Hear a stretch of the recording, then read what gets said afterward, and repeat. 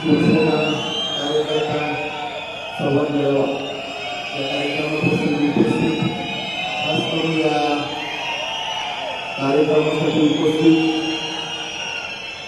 शिवसेनेचे आमचे संसदेतील सहकारी संसदरत्न खासदार श्रीकांतजी शिंदेसाहेब, त्याचबरोबर आपल्या जिल्ह्याचे पालकमंत्री आदरणीय दादा साहेब, आमदार कांदे साहेब, त्याचबरोबर सचिव भाऊ चौधरी साहेब, शिवसेनेचे सर्व जिल्हा प्रमुख, सहसभापती प्रमुख, सभापती प्रमुख, मंचावर उपस्थित सर्वच शिवसेनेचे लोकप्रतिनिधी, सर्व पदाधिकारी, समोर उपस्थित सर्व बंधू भगिनी, खरं तर मी आमचे सहकारी खासदार शिंदे साहेबांनी ठिकाणी सांगेल की जसं आमच्या बोरस सांगितलं का आपल्या ठाण्यानंतर खऱ्या अर्थानं संघटनात्मक जी बांधली ती ग्रामीण आणि शहरी भागामध्ये शाखा इथं उभं करण्याचं काम संघटनात्मक बांधणी अतिशय उत्तम पद्धतीने या ठिकाणी केलेली आहे.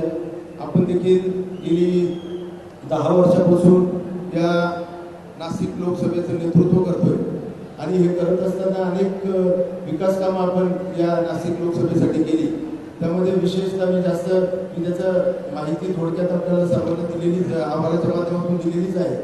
तर त्या माध्यमातून आपण 100 एकर जागेमध्ये इलेक्ट्रिकल टेस्टिंग लॅब या अगोदर आपल्या नाशिकमधून बाहेर बँगलोर आणि भोपाळला या ठिकाणी टेस्टिंगसाठी इलेक्ट्रिकल इक्विपमेंट जायच्या, परंतु ते आज भारतामध्ये तिसरी आणि महाराष्ट्रातली पहिली इलेक्ट्रिकल टेस्टिंग लॅब आपल्या नाशिकमध्ये या ठिकाणी झाली.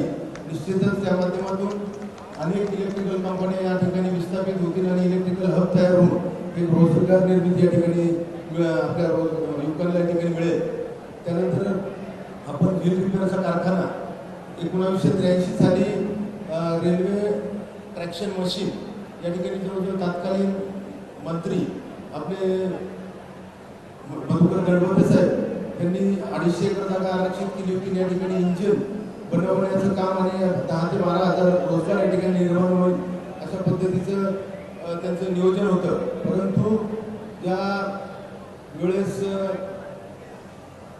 आपण हा 40 वर्षानंतर या ठिकाणी त्याचं विस्तारीकरण या ठिकाणी झालं आणि आज तो व्हील रिपेअर कारखाना, त्यानंतर रेल्वे कोच फॅक्टरी आणि अनेक विकास कामं या ठिकाणी झालेले आहेत.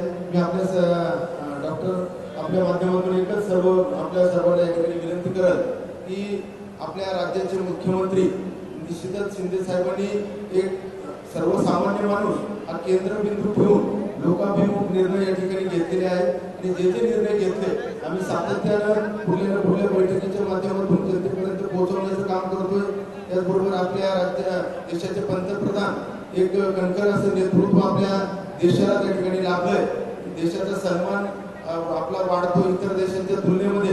त्याचबरोबर आपली आर्थिक परिस्थिती देखील 10व्या क्रमांकावरून 5व्या क्रमांकावरती या ठिकाणी आलेली आहे आणि म्हणून मला असं वाटतं का निश्चित येणाऱ्या काळामध्ये आपण सर्वांनीच आपल्या पंतप्रधान आदरणीय मोदी साहेब असतील, आपल्या राज्याचे मुख्यमंत्री आदरणीय शिंदे साहेब असतील, त्यांचे हात बळकट करण्यासाठी आपण सर्वांनी त्यांच्यावरती कृपा दृष्टी ठेवावी व सर्वांच्या शुभेच्छा या ठिकाणी सर्वांनी ठेवाव्यात अशीच विनंती या ठिकाणी करतो.